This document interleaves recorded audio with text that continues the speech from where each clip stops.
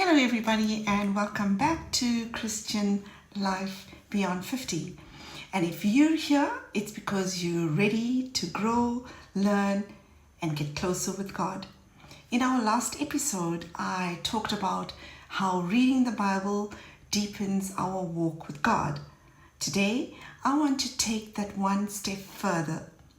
Let's talk about how to read the Bible consistently and make it a habit that truly transforms your life. So grab a cup of coffee, settle in, and let's dive in. The first step to consistent Bible reading is simple. Choose a schedule. Whether it's reading one chapter a day or following a structured plan, having a clear guidance helps you stick to the plan.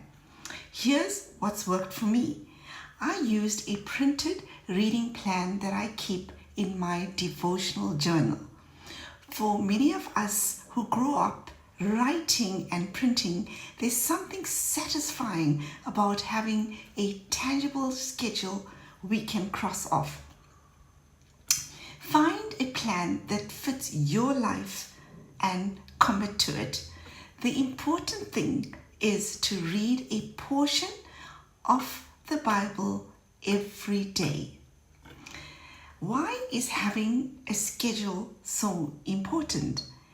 Have you ever noticed how easy it is to skip something without a plan? A clear schedule takes the groundwork out and gives you a path to follow. Track your progress. Now, this is where the magic happens, tracking your progress.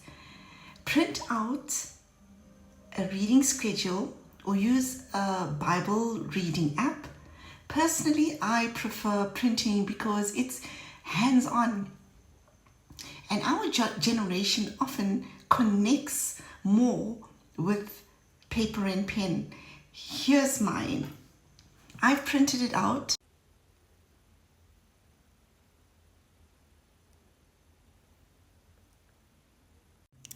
and stuck it on a devotional journal. Every time you complete a daily reading, cross it off. That visual reminder of progress is incredibly motivating and rewarding. Do you ever feel like your efforts are invisible? Tracking your progress can remind you how far you've come and keep you motivated to keep going on. Isn't that worth doing? Then reflect and listen. Bible reading plan isn't just about going through chapters. It's about connecting with God. After you read, take a few minutes to reflect. Ask God to speak to you through His Word. Listen for His guidance, encouragement, and wisdom. Sometimes it's a whisper to your heart. Other time, it's a verse that jumps out and stays with you. Let me share a time when God spoke to me so powerfully through His Word. My family and I were without a church home. It felt devastating not having a spiritual community. My husband visited a church one day, but we were an hour earlier, so we left. Later, a friend contacted me and told me about a church that she was invited to by receiving a flyer. The name of the church was called the Potter's House. We both visited that church since it was around the same time that we went to the other church. But I didn't like it. My husband loved it and encouraged me and the kids to go back. It was a small pioneer church with just a handful of people, and I struggled to connect. One day, while prayerfully reading my Bible, God spoke to me through Jeremiah 18 verse 1. The word which came to Jeremiah, "Arise and go to the potter's house, and there you will hear my word." The verse felt like it was written just for me, and I knew I had to go back.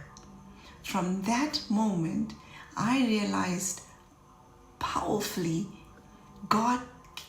powerfully God can use His word to guide and comfort us. Another time, my daughter was very ill for a prolonged period. I remember feeling utterly hopeless. I thought I was going to lose her. I was so weak and overwhelmed. But during one of my Bible reading, I came across the story of Lazarus. His sisters sent word to Jesus and said, "Jesus, please come and help. Lazarus is dying." And Jesus' response was, "This sickness will not end in death. No, it's for the glory. It's for God's glory, so that God's Son may be glorified through it." That's in John chapter 11 verse 4. Even though my daughter's condition worsened, I held on to that promise. I fixed my gaze on Jesus and trusted His word. Over time, I saw His faithfulness and my daughter recovered. Doesn't that show you how God's promises are always trustworthy? Start small and stay consistent. Begin with a few verses or a chapter and build from there. Find a quiet, comfortable space where you can focus. For me, it's on my dining room table with a cup of coffee. Before you start, pray, seek God, ask Him to open your eyes to His word. When you invite Him into your reading time, it doesn't become a task, it becomes an encounter. Have you ever tried starting something small and found it leads to something big over time? Why not give it a try and see how God moves in your life? So, just a reminder, by following a Bible plan, it will develop a daily Bible reading habit that feels natural and fulfilling. It will keep you motivated by tracking your progress, and you will celebrate these milestones, and you'll hear God's voice speaking directly into your life.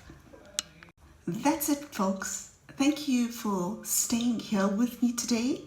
Remember, building a consistent Bible reading habit takes time and grace, but it's worth it. Stay sharp, keep a thick skin and a soft heart, and let's continue this journey together. In the next episode,